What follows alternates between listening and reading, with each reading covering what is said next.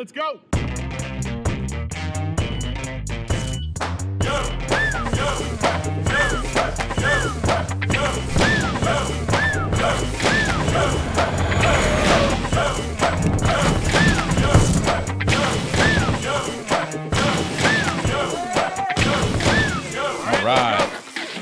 All right. We are live here with another episode. I'm actually super excited about this. I get to bring in my brother from another mother, Keith Farnsworth, who I've known now. I'm going to do some rough math here, maybe 25 years or so. It's got to be coming up there, yeah. Yeah. In fact, I got the picture in my office of us hooping when we were probably like 16 at a motor cargo company picnic. Yep. Shout out to company picnics. I wish you carriers would do them more. They're good times. Yeah, it's been you and I have worked together at multiple companies now, and I often refer to you as my freight brother. Yeah, because we've been in and around the industry for so long. So it's exciting to be here. Well, what I love about it is our paths have weaved in and out now for several years, right? We started, like most people, just moving some freight on a dock. We've had unique origins, so we understood the bowels of the industry. I probably spent more time on a dock because you were more mature than me at the time, and went into like dock management and running inbound, outbound. Got into some dispatch stuff, some assistant terminal manager activities. So you're an operator at heart, and I'm more of a sales guy at heart. And we've woven back together.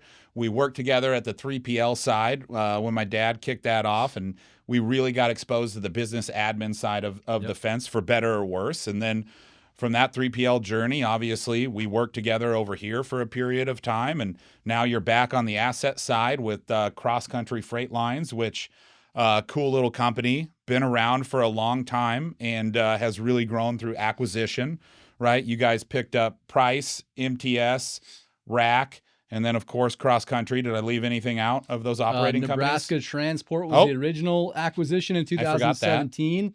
Most recently, Express 2000 in Missouri, Kansas market. So, it's been a crazy 21-year journey in freight. Mm-hmm. And I think you and I got another 20 plus years of exciting LTL expansion. But we've seen some cool things in the past 15, 20 years. Some cool things. There's definitely been a lot of change in the industry, but there's been a lot of not change either. Like, I think we're one of the few that are still pretty comfortable with green screens and blocks if we had to get in there and blast some hotkeys and live in that world. So, like, a lot's changed for the better, but I think there's a lot of good change coming. And Cross Country is very tech forward with their initiative. They've got you in there now.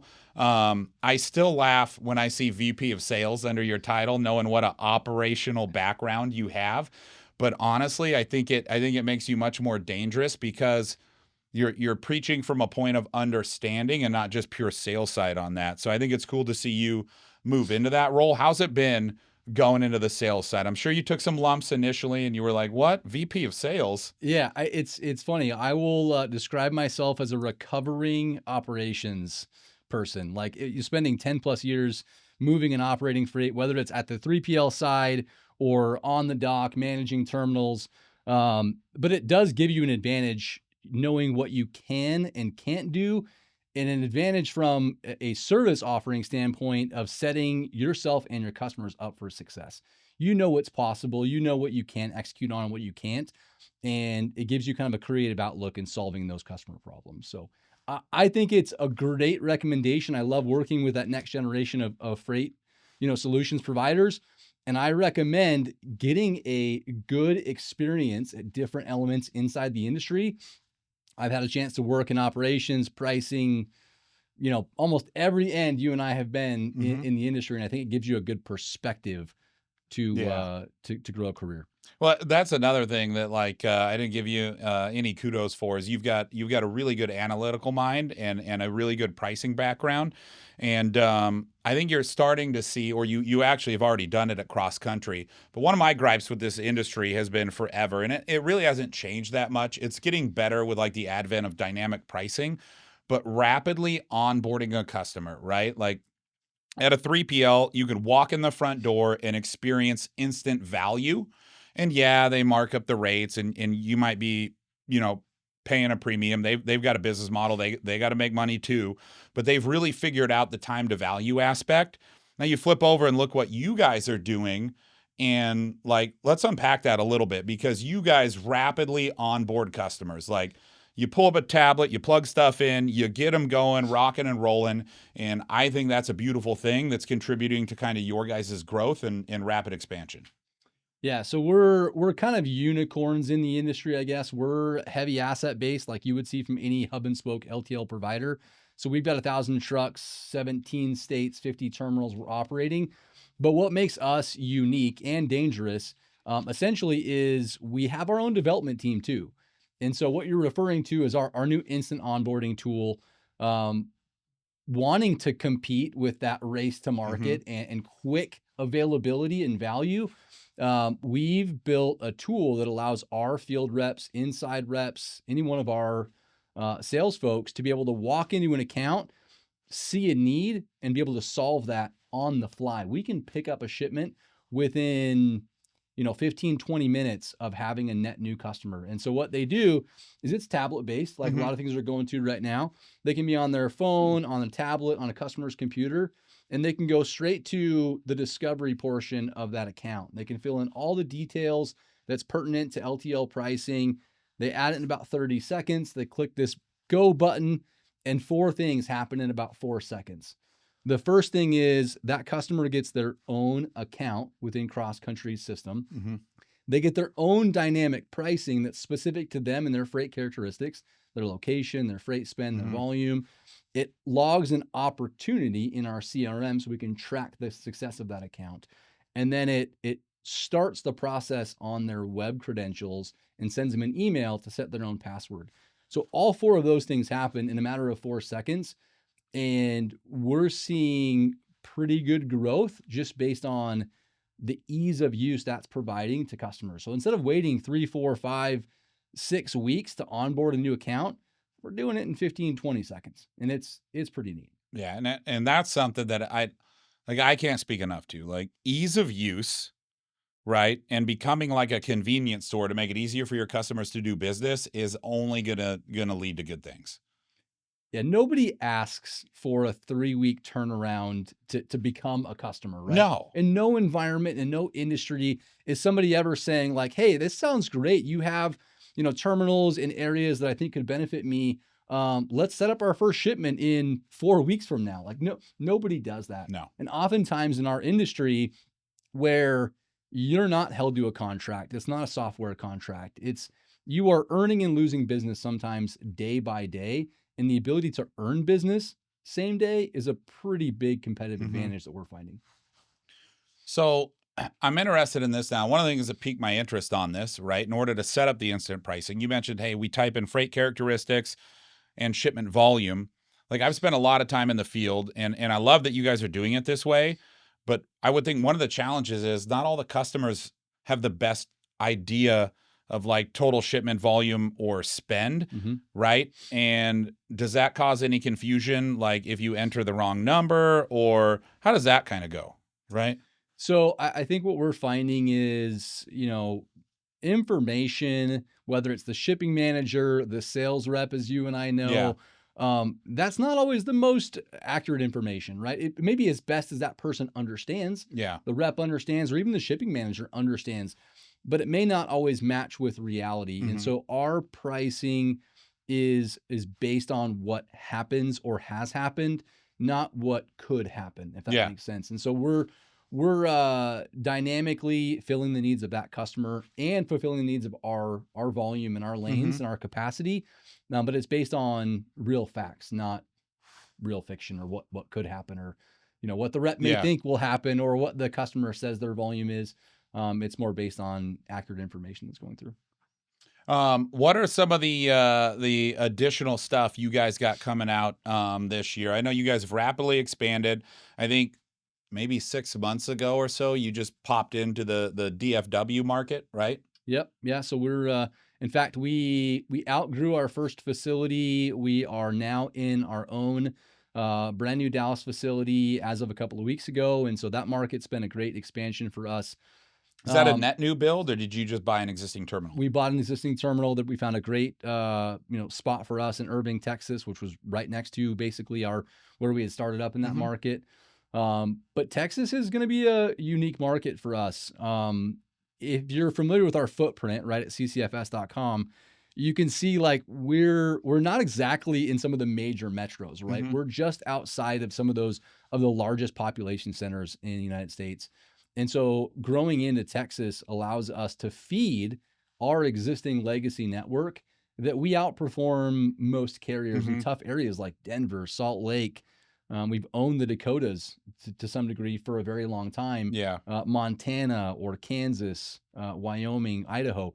A lot of these areas can be fed by larger population centers like Dallas. And so it's grown fast enough for us to build a new terminal.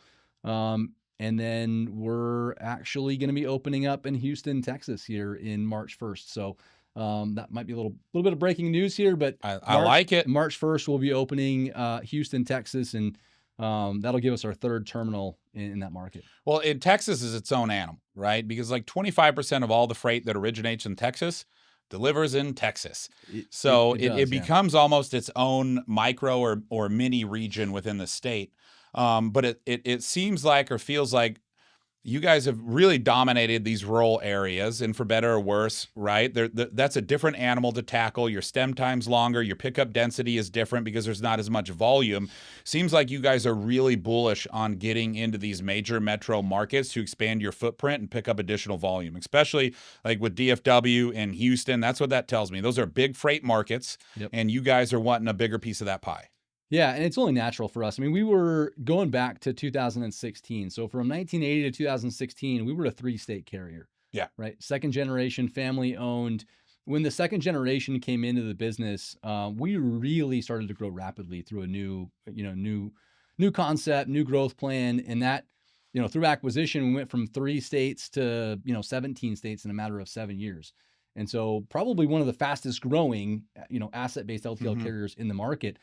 But one of the things that we're realizing is our footprint doesn't have a lot of those big population centers, those big freight markets. And so our commitment is to be the premier carrier in that Mhm. West Coast, especially in some of those areas like Denver, Utah, that are tough to deliver.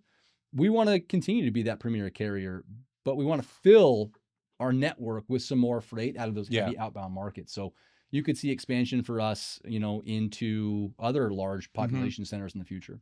Now, talk to me about this with the expansion of the network. You're obviously growing there. Have you guys started looking at additional services or tackling different verticals, right? Whether that be playing in truckload or expedited or just beefing up services and adding guaranteed AMs or PMs in some of these lanes? Yeah, and I don't know that we can break news on that necessarily, but yeah, you're man, it's like you've done this and you know what a good plan would be, but yeah, we are looking at adding secondary auxiliary services because the cool thing is when you integrate 5 companies in 14 months like we did in Mhm. 2020 after buying some of those companies you Yeah. mentioned, it can be a shock to a network, right? We essentially try to integrate a company 3 times the size of the existing company that we did. And so it was kind of challenging for a couple of years there with COVID too. But fast forward 2, 3, 4 years now, our service is as strong or stronger than it was back to the legacy cross country days. And so with that, we're confident we can add some additional services like guaranteed or other Mhm. things to help add value to our existing customers. Yeah, and I love the guaranteed concept, right? Because like I'd hate to say like free money, but the guaranteed service is great because you're already going to run those lanes, right? So now it's about just, hey, Mr. Dock Worker, let's tail load this on the back end of the pup, make sure it gets offloaded quick. Let's put this on. Let's put it first on the P&D driver's route, and let's make some additional revenue and increase revenue per bill. And the customers want it, right? They Yeah. want to make sure they have that peace of mind, and there's important shipments or important customers, and so it makes sense for both sides. In most sophisticated networks and systems, there's priority routing that's Mhm. giving, there's priority stickers that are given, and a lot of times they're skipping lanes, or it's definitely strategic in the way that freight's moving. So it's definitely value added on both sides. Now, with growing like you guys have, right? And it's good. Growth is there. We're getting bigger. But now you start running into new challenges. I got to find new drivers. I got to retain those drivers. I got to get new dock workers. I got to make sure they're skilled. And like you and I know this, like your driver could be your best sales guy too. Like, Yeah, if he does a good job, he's a great asset. you're 100% right. I think, and we're lucky to get some good feedback on our drivers, specifically in markets like Dallas, where we have a smaller group, and Mm-hmm. these are people that want and to be a part of our growth and expansion. But you're right. As salespeople and our reps, right, that are out there, we see anywhere from 10 to 15 customers a day. Mm-hmm. Our drivers see anywhere from 17 to 25. Yes. And there's 10 times as many drivers as there are salespeople. And they're a walking billboard for us. And so we have to find those good quality drivers if we're going to continue to grow. And so far we've been very successful in that. Yeah. And what I love about it is, you guys have a pretty young sales force, a little more tech centric, right? You mentioned being able to onboard customers rapidly. You guys are kind of getting a new fresh, right? A funky feel for LTL that I absolutely love. So kind of tell me about the success you've seen and maybe some of the challenges you've seen with bringing in a younger sales force and in a net new group to the industry and exposing them to that for the first time. Yeah. So I love our sales team. So we've been very lucky to have some industry vets that have been around for 20, 30, plus years. You brought in Alex Botsford. He's a rock star. I've worked with him in the past. You do. I don't want to say like they're all brand new. You got some top heavy experience, but you also got some newbies. We do. Alex is a rock star among the other, sales leaders we have.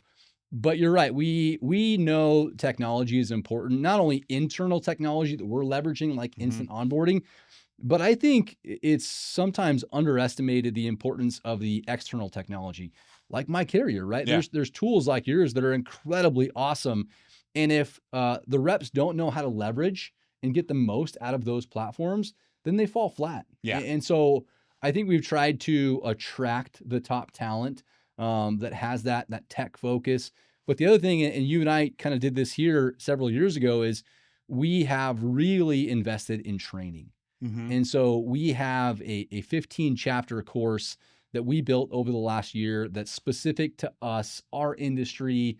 And we are able to bring somebody in and give them a base level of knowledge pretty quickly so that they can be successful in the field. And that's something that I learned that here essentially. And now we've kind of replicated that concept at cross country, and it's been pretty successful. I mean, today with our team, we did LTL 101 training. And so with my 40 plus salespeople, we walk through the basics of LTL to make sure they are weapons out there and they understand what they're offering and the customers they're selling to. I love that. Now, I'm just curious on this because we come from what I'll call a unique background. We lived in the trenches for so long, but in all these different facets of the industry. What did you find when you went back to the asset side? Because I've talked here with like our CEO, Mike, like, what would we do if we went back? What would we do different? So what did you bring to the table from your direct experience that was like, listen, guys, we are not going to do it this way, or we're going to do this, and this is why?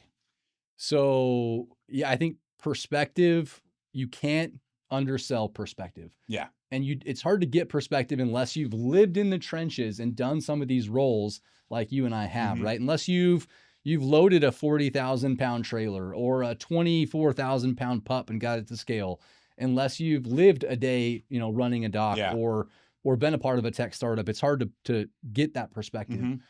But I think for me, it's the speed.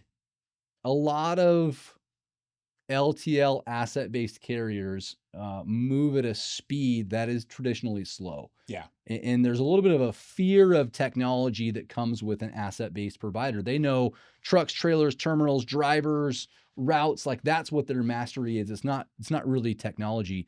And so, I think that mindset was already at cross country before I came there. Yeah. But then the cohesiveness between sales and pricing and operations and technology, I think is what's fun to see. We move at a speed that would freak, I think, most people out. Yeah. And it's fun to move at that rapid speed, see things happen, see things don't happen, and then you can evolve and make changes. But this instant onboarding tool that we just discussed, it was less than 30 days from concept, napkin on paper, to piloting it and having customers on board. Like that is freaky fast, even for a tech company. So it's cool solving problems at that speed. Now, I got to feel that part of that was a little bit of your brainchild, because it's always been like a point of resentment for me in this space is Yeah.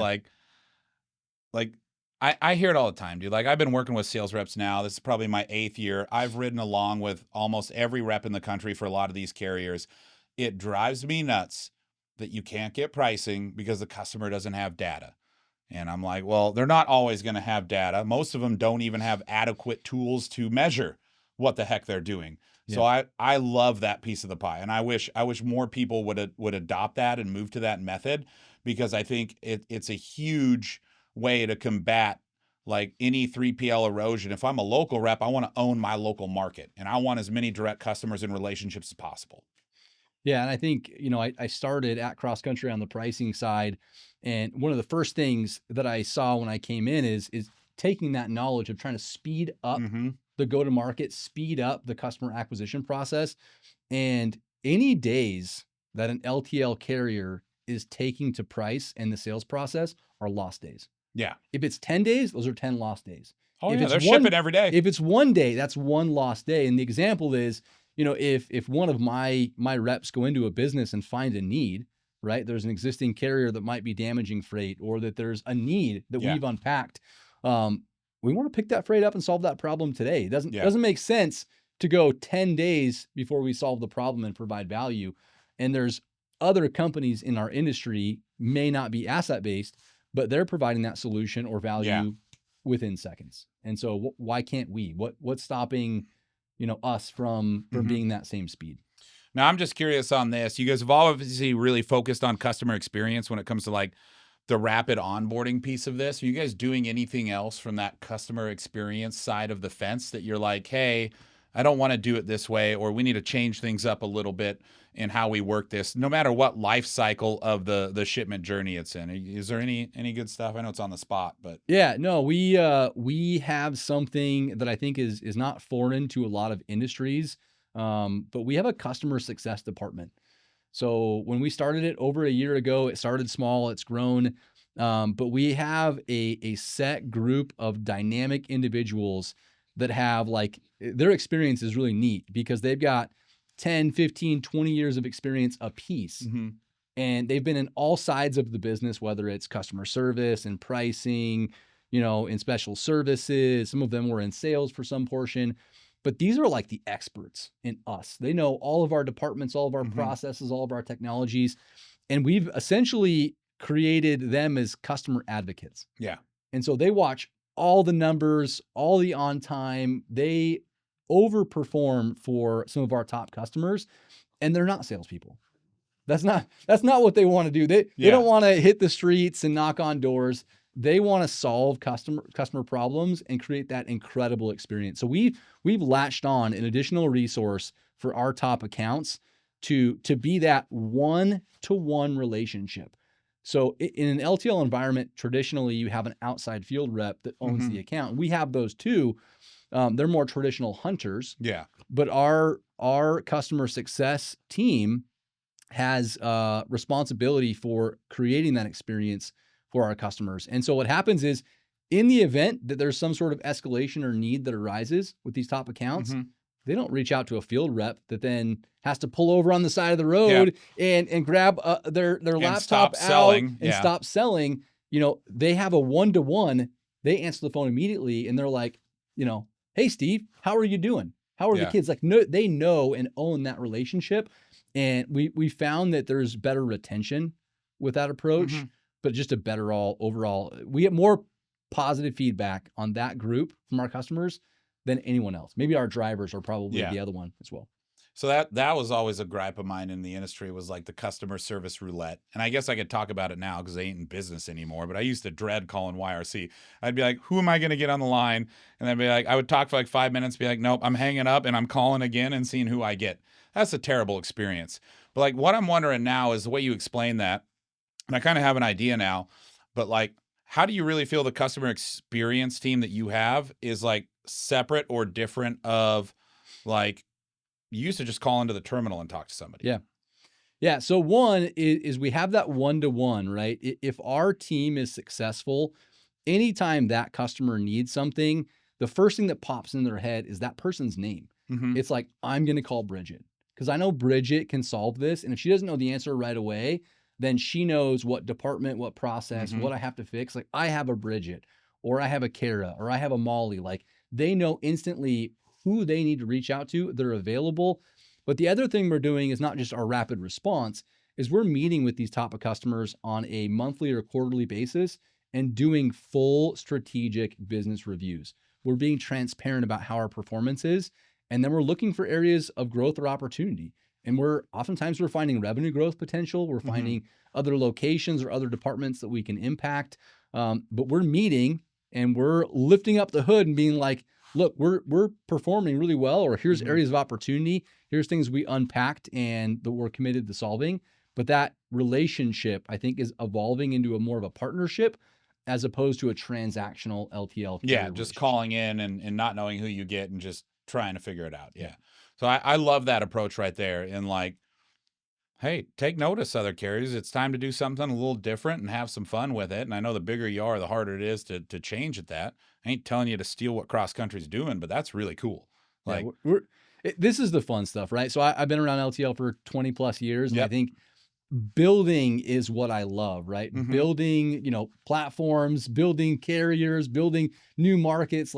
So it's fun to be a part of a company that is forward thinking and not afraid of getting new things done. Well, I'm glad that happened, because I know you too well that if you can't be a needle mover, you won't be around very long. That's true. Like I want to be able to put my footprint or my thumbprint on something and imprint on either the people I work with or the overall strategy. So I'm sure it goes much more than just sales with you. You're probably touching all aspects of the business right now. We have a great leadership team, and that's the one thing. Like I do a lot of interviews. We've hired more people in the past 2-3 years. Like I think I probably hired 20 plus salespeople. And the best question that I get at the end of an interview, when you flip it back to that person and say, hey, what questions do you have for me? My favorite question is they're like, hey, what makes you guys different? And I've gotten that question a couple of times recently.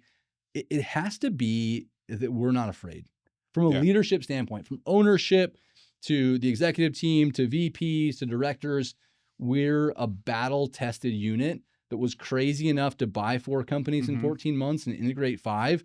And we survived that. And now we're in that thriving stage. Yeah. And so there's very little that scares us. And so that's just fun to be a part of. But yeah, you're right. We, as a group, we innovate, we challenge each other, and it's just a fun environment. So if I unpack that a little bit, it's just basically you guys aren't afraid to try new things. And I'm going to try something new. And if it doesn't work, I'm going to fail and fail fast, or there's merit to it, and we're going to figure out how to augment and make it work. And I got to get a lot of credit to our ownership group, because, the 2 brothers, Eric and Boyd Bishke, they come from successful careers even prior to freight. And so whether it's technology or finance or management, they have great foundational knowledge, and they've grown through freight as well. And so they're freight experts, but also they were successful prior to coming into freight. And that's one thing that I think sometimes lacks in the freight industry is we tend to be one-dimensional. And I'm picking on myself. You don't get a lot of outside perspective, because you hire from within. I know it's a terrible term, but you get a lot of retread from other carriers or other aspects, but you got a very myopic view. So sometimes we look at things that the industry has done for 10, 15, 20 years, and most people are afraid of shifting and changing those things. We're like, that's dumb. We should change or fix that. And then we'll try it at a speed that doesn't always work the first time, but we'll be faster at the second and third time than most people are even making that decision. Yeah, that's awesome, man. Is there any other stuff you guys are doing that's pretty neat or unique that's on the forefront? There's probably a lot. So we've focused 90% of our development the past couple of years in building the best possible P&D flow. So our drivers have their own handhelds. We're paperless from that standpoint. So electronic PODs, just like small pack. How fast do those transfer? Right? Do they take a picture of a physical DR? It's instantly available on or are they signing electronically? They're signing electronically, but then they can elect to email that, or they can go online at their login and print that. So it's like an e-receipt when you're checking out at Home Depot or something. You want to print it, you want to email it, how do you want it? Or do you not want it at all? Yeah, but we don't have coffee stained DRs or lost DRs anymore. And the crazy thing I is, mean, the zebra printer, yeah, those P&D drivers every morning waiting for them to come out. there's no green screen printers at our terminals. But even beyond that, that's been around for 10 plus years. We do individual handling unit scanning. So most LTL providers have a pro they put on there. We're tracking down to the individual handling unit. So we've spent a lot of time and resources. So is that you relabeling the freight after you pick it up at origin and putting like the QR code or something on it by handling unit? Yeah, we're on like version 4 of that, and version 5 probably will be specific to the customers proing the freight. We won't need to add that second level right now, very, very soon.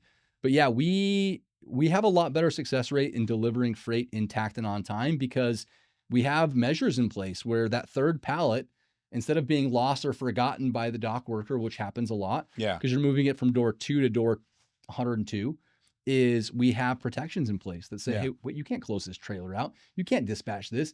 The third pallet's at door 2. So is that driven by like an electronic manifest, like at the door? Yes, it's through our internal systems. So we do that, but as far as the P&D process, we've put so many resources into developing that. There's a lot of companies in our industry that work on route optimization, whether it's the P&D level or line haul optimization. We have our own P&D route optimizer that we built almost a year ago, and we use that. Our own dock app that's being built. And so we soak a lot of resources and energy into optimizing our network because we're an asset-based company. We can't run, heavy and be over. That means we won't be able to provide service to the customers at a profit, and we can't expand at the rate we want to. So it's optimizing has been a big focus through the P&D experience. Well, now, if you've got those tools internally, like what are you guys doing like to expose that externally, like primarily like around the tracking side of it or visibility to the end user? Is there anything you guys are doing outside of like your atypical status, like picked up, brought back to origin, in transit? Like, is there anything there where you guys are really either not doing yet, but you're looking to maybe furnish additional visibility that would outpace your peer groups? Yeah, I think there's some things that other companies are already doing that we could tap into as far as like delivery windows based on, what we're stop 1 of 5 or whatever. Stop 1, ETAs. Those are all things that we could pretty easily adapt and create into the experience. There's just a lot that you can do. And the fun thing is, for us, if we think it's important enough to our customer base, then it comes down to, can we build it? Which the answer 9 times out of 10 is yes. Yeah. And where does that stack up in the rest of our priorities of getting done for this year? Are you guys doing anything around pre-pickup visibility at all or looking into that? Because I know some carriers do, some don't, but I know like that's an angst of most customers, especially if they don't have like a drop trailer or anything. It's like, hey, when's this driver going to be here or where he's at? Because I want to close my dock out and I'd like to get home. Is it going to be 4 or 5? Yeah, so that's the cool thing that you guys are doing. And we hope that more growth happens in a lot of platforms like MyCarrier, because one of the biggest challenges is obviously not having that instant visibility for our network. Yeah. And so the faster we can get all of the information, the faster we can plan and the more efficient we can be. And so we hope that there's more, digitalization in the industry, because the worst thing for an asset-based carrier like us is we get a paper bill of lading handed to us that doesn't make it back to our terminal and we have no planning for. Yeah. So we want more growth in digital freight. No, it makes a ton of sense, right? You get more digitization, you reduce costs, touch points, better experience all around, both internally and externally. We've moved enough freight on a dock in a manual way that I still remember pulling paper manifests out of the side of the door and matching P&D driver pickups with 14 different styles of bill of ladings to the freight. It's crazy to see how many different versions of a bill of lading an asset-based carrier will, even on one route, where if you're making 17 different pickups in one day, or let's say 10 different pickups, you're getting 10 different bill of ladings. And one of the things that's labor intensive from an asset-based side is you're having to then parse that information 10 different times. And accuracy is important, but it can be challenging. That's something the industry, I think, should fix soon with digital bill of lading or e-bill of lading and different platforms. Well, you're seeing the NMFTA right now really take a step forward towards kind of uniformity, right? Around preliminary freight charges, which I love. So you could notify a shipper before that's been delivered, before invoice has been rendered, that, hey, there was a change that happened. It was different than what you put on that bill of lading. Yeah. Right? So you're seeing a lot of that stuff. Are you guys looking or focused on that? I know that as you guys have grown up, you're getting more involved with your SMC3s, your digital councils, and things like that, so that you can take that tech forward approach and align it with a whole of the industry and make sure you guys are ready to lean into those changes and not react to them. Yeah, so we're lucky to have a great group of partners. And I think as we develop certain tools, right now we're working on automizing or essentially creating a much quicker autonomous data entry right now. So that's one of the things we're working on. What do you mean by that? Autonomous data entry. Well, unpack that. I don't want to go too far into it right now, but I'm just saying as we develop more and more of these tools, I think our partners that we're close with, we're looking to expose those to some of our partners to help the entire industry take a step forward. Because I recognize that what we do isn't necessarily what all carriers do. Yeah. But we all can take giant steps forward through some of these tools. And it doesn't make sense for us to hold some of these back. And so I could see in the future, as we continue to develop tools that make sense for the industry, we should be exposing that to other. No, and I love this because, like, I was talking to Pat Martin at Estes, and he goes, if more people would just communicate and collaborate and share some of this knowledge or even data to a certain extent, there's freight you could lose or pick up and balance networks out where things would just be better as a whole, not only for the customer, but that individual carrier. But now you got to break down the arbitrage of wanting to share information, which ain't the easiest plane to navigate or cross. Yeah, and it's hopefully it's going that direction pretty quickly. But I think, and I'll probably butcher what Curtis said a couple of months ago, but I think essentially you can create cost savings through efficiency. And the more steps we take towards that as an industry, we can create a better experience at a better cost, I think, for our customers. What do you think on your side? And this is for the shippers out there, if we get any that are listening, right? Like, I have a couple schools of thought. Like, if a shipper has a problem child or has bad processes and doesn't fix them, those problems become your problems, right? What do you guys see holistically at cross country where there's certain things that shippers do that get into your network that creates havoc or just increases cost? Is it like the way they pay you and, applying cash and everything adds costs and you have to buy more tools for that? Is it on just getting these paper bill of ladings? Because not every, like you said, I could go make 20 pickups and have 15 different forms of bill of ladings. Where do you see a lot of what the shipper does or could make improvements that is adding costs to use an asset-based carrier now that you're back on that side of the fence? It's time, space, and risk, right? And so we as carriers have to take giant leaps of assumptions to better understand when we're onboarding an account, to better understand what type of freight they're moving in what lanes and what it looks like. And those assumptions, from a pricing perspective, right? You can talk to any pricing manager in our industry. Anytime they have to assume, they're going to err on the side of caution, which means a worse price for the customer. Yes. So the best advice I can give a shipper looking to create a better synergy with their carriers is be transparent upfront with all of your shipment information. Share data. Be transparent about what you're moving where and in what lanes, and create that collaborative approach, because withholding information or data from your carriers, it is a 1985 way of thinking. Like, you can't get away from it fast enough. Yeah. Because the carriers are smarter now in 2025 than they were in 2010. And the old school way of thinking is, well, if I don't tell them what I'm moving, then I'm going to get a better rate. No, that's not going to happen. Those days are well beyond us. And so, I kind of chuckle sometimes, and it's only hurting the shippers when they're not transparent with the information. And so sometimes that's through digital platforms. Sometimes that's through their accounting system. But the faster and more detailed you can share with what you're doing and how that impacts a network like ours, the more aggressive we can be in securing that business to make sure it makes sense for us. Yeah, because I know it happens every year, and every shipper, it comes GRI season. Some take them, before the fiscal year starts. Others will take them in Q1 of this year. But, like, for my shippers out there, if you can't think of the best way to optimize or engage with your carrier partners, you need to understand that your problems do bleed into that network. And these poor carriers have to transcribe paper bill of ladings. They have to get that information into their system. So whether you use their direct website or you use a platform like ours, I can't tell you how much it benefits when that information goes in real time directly into you guys, especially from a P&D perspective. Like stops per hour, it's not the same like it is in parcel, right? And depending on the metro you're working in, like I guarantee your stops per hour in the Dakotas is way different than Irving, Texas. Yeah, and you're 100% right. And I think just if you operate and communicate from almost like a storytelling mindset, right? Yeah. Like anything from a shipper to a carrier perspective that you can help explain and put that carrier, that peace of mind, that peace of mind will translate into savings or an overall just better experience.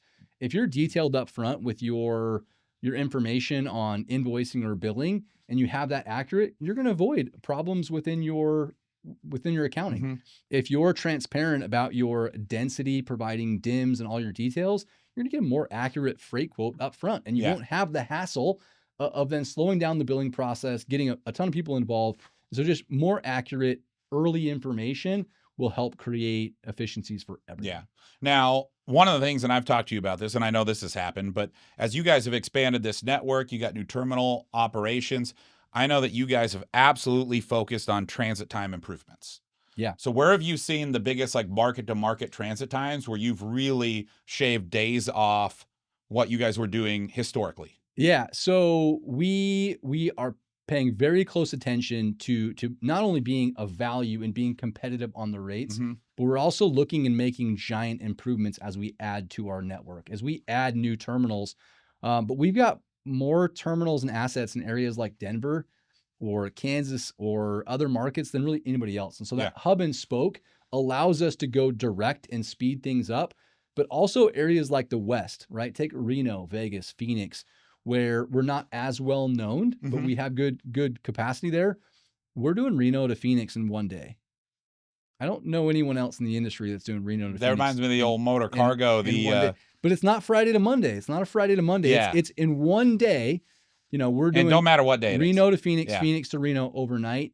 And as you see us continue to expand, I think you'll see more of those lane skipping opportunities, potentially in and out of Denver into major markets. So you can see a Denver one day to Minneapolis, Dallas to Denver one day. So you guys are really looking at like you're differentiating what other carriers have done based on how their network is set up today to say, hey, I can make a power play in the Mountain West states and use Denver as a hub is what it sounds like, and really move freight through there and hit transit times faster than my peer groups. Yeah, I think we're trying to grow what we do best in the area of the country that we serve. And that means we're going to expand into some new exciting markets. But that's mostly just to continue our customer commitment in areas like Utah, Denver, the Dakotas, Kansas, Wyoming, Phoenix. But the fun starts once you start to gain some of that density in your network. You can do some cool things like a one-day Denver to Dallas lane. Yeah. Where do you see your opportunity growing the most at next? Like, where's the next frontier for cross-country? You just let the cat out of the bag on Houston, and I appreciate that. But that's really more of an extension of what you were already doing in Dallas. It was just a time and place thing on when I opened it up. I guarantee you guys already had your eyes on that prize. Where do you really see the next frontier for cross-country going here? Looking and you know, there's no holding you to it, but I'm sure there's things that you're looking at. We think there's plenty of opportunities outside of our footprint right now. We've grown through acquisition, which sometimes that's a great market to acquire carriers, and we've been successful with that approach.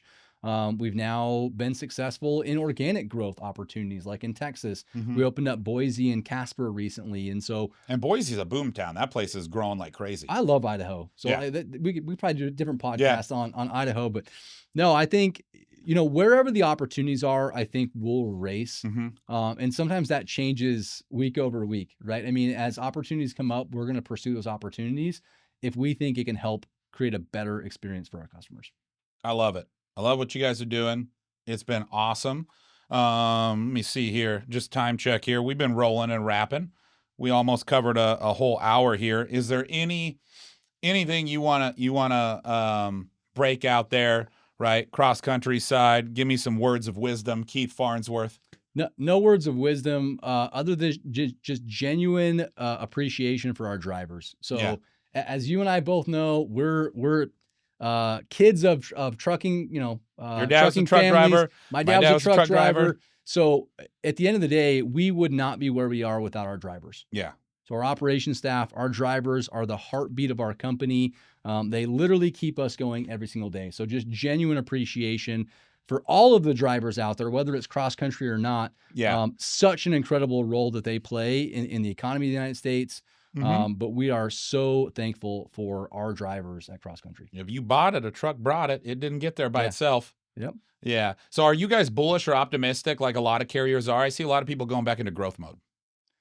Yeah. So I didn't bring my crystal ball with me today. It's hard to I got tell. a magic 8 ball down here. You want to shake that baby up? See what we get out of it for 25? We could. Yeah, that would be about as successful as most people have been the past 4 years with all the madness that we've had.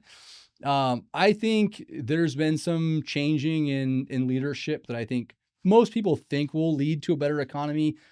We're prepared and we're nimble enough to respond. Yeah. And that's the most important thing is that we're ready if things do change. But we're not waiting. I get so tired of people being like, oh, it's the economy, it's this or that. Like I track in how we perform against our peers. Yeah. And so economy or not economy, I want to know, am I outperforming my peers in growth and key metrics?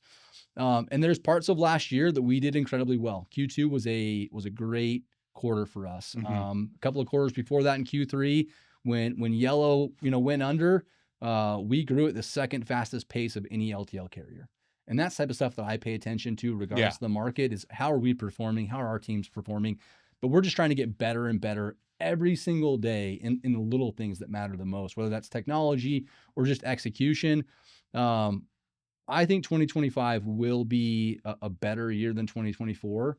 Lord, I hope so. Hopeful in Q2 and Q3. So looking forward to those markets. Well, I know I'm already seeing it uptick, right?